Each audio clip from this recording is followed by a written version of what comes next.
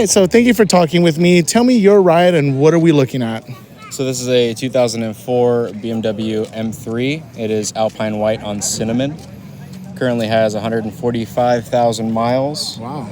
Yeah, it's supercharged. It's on 4 pounds of boost. I got it about 3 years ago from an owner who had had it for 10 years previously. So that makes me the third owner. Yeah. That looks great. And honestly, you found one from owners that really took care of it. Just looking at the interior, it looks fantastic. Now, it has a Wyoming plate, and I already know the answer, but just let everyone know, you are actually from Wyoming, right? Yes, yes, I am. So you're not trying to skirt our California license and emissions and all that craziness. No, yeah. Thank you so much. I appreciate you then very much. Now, tell me about the car. I mean, BMW, have you always been a Beamer fan?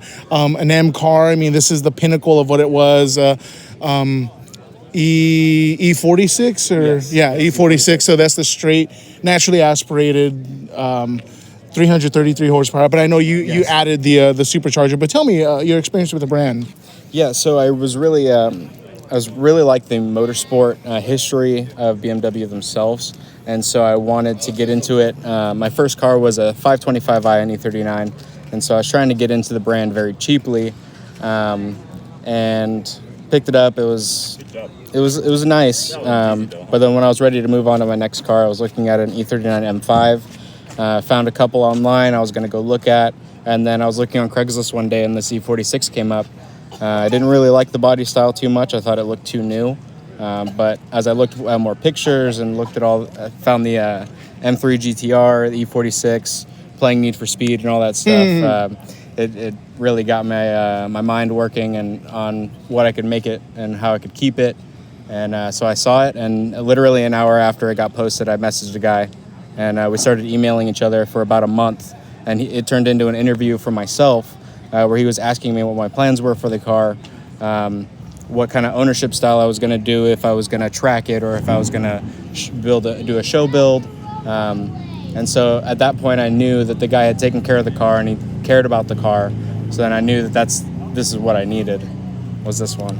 That's so interesting. And you know what? I've said that to like my coworkers and like other people, like with my specialty car at home, like, dude, I own it. So it's like, I'm not going to sell it to Joe Schmo or some high school kid that I have a 96 240 SX that I always in the air think about like, should I just get rid of it and make space in the garage or not?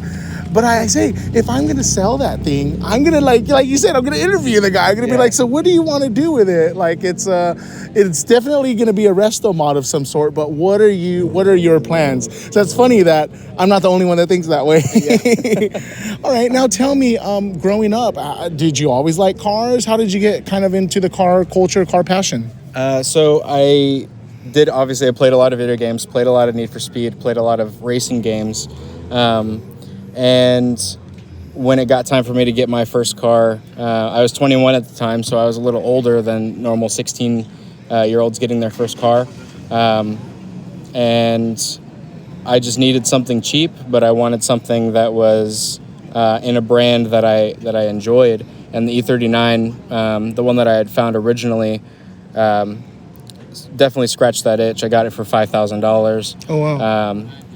It was definitely a $5,000 car. Oh, okay. Yeah. That'll be our next question. Yeah, as far as the maintenance goes. But it was a little questionable. But working on that and learning on that was the car I learned on, and I owned that for about 2 years. And then really just getting into it and getting my hands dirty and making something that was broken and making it work as intended it just scratched an itch that I didn't know I had. And so now I'm just all about it. I've done all my own work on this thing for the last 3 years. Wow. Besides major stuff like welding and stuff like that. But yeah, definitely just taking something broken and making it work as intended, and basically a resto mod is definitely that's kind of where you went with your car, your pathway towards car, passion, and now you're obsessed with this. That's awesome. Yeah. Now, you kind of brought up the elephant in the room: German maintenance, BMW maintenance, and repairability. Just briefly describe some advice for maybe anyone listening out there when they're picking up a BMW. I would definitely check the forums. Definitely check the forums to look at the body you're looking at the generation. So I knew going into this I would have to look at the subframe, the vanos, and the rod bearings. The previous owner did not do any of those, and he dailied the car. So even though he kept up with it, there was a lot of stuff that just needed to be taken care of as it got up in mileage. He bought it at about 80,000 miles. So I knew going into it I would have to set aside a couple $1,000s for someone to go in and just take care of the big three. So yeah. And like you said, you got to set some money aside, pick up your car. You know your budget for your car. You also need a budget for the things to make it reliable. Exactly. And I think whether it's $2,000, whether it's $3,000, set aside that money after you buy that car. Don't just buy all your fun performance stuff and then have a shit box at home that doesn't run, you know. Yeah. Last question. California is going to be transitioning to electrification in the next... Yes, absolutely. California is going to be transitioning to electrification in the next 15 to 20 years. What are your thoughts of electric cars and the future of the car culture? I know you don't have much buy-in being from Wyoming. I don't know if you plan on staying here much longer, but what do you think of electrification? I really do like the electric. The torque, the instant torque on the motors are awesome. And I think they're starting to finally figure out the range and getting the charging grid and all that stuff figured out. As far as California goes, from what I've heard, there's rolling blackouts during the summer for the ACs and everything. So I definitely think that in order to support the electrification, basically to support the grid, a lot of people need to start getting solar or getting into more green ways of making energy. Now, would you be upset if it was eventually turning into a nationwide mandate, or if it's going to happen in Wyoming? You know, this is like big sky country in areas like that, right? Like, what do you feel about it if it's going to become more? If California is being the pioneer and trying to make other states start to do it, what do you think? I'm really hoping that it doesn't happen in some of the states where it's less populated.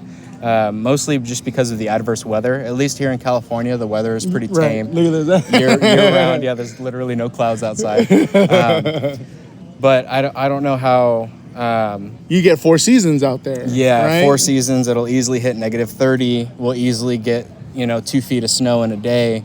And so just being able to support off-road vehicles going to electric and being able to, like I get my mail delivered by an old Jeep. It's so local that it's like literally a guy in his old off-roading vehicle, and he delivers the mail to us. So if they were to find a way to make off-roading vehicles, I know Tesla's kind of doing that with their Cybertruck and Rivian and all that with their truck. So I think if we really stepped into it and got into that side of it, I think it would be really good in the Midwest and some of the colder climates. Wow, very open-minded, and I appreciate that. All right, thank you very much. I'm going to just do a quick walk around of your car, but thank you again for talking with me.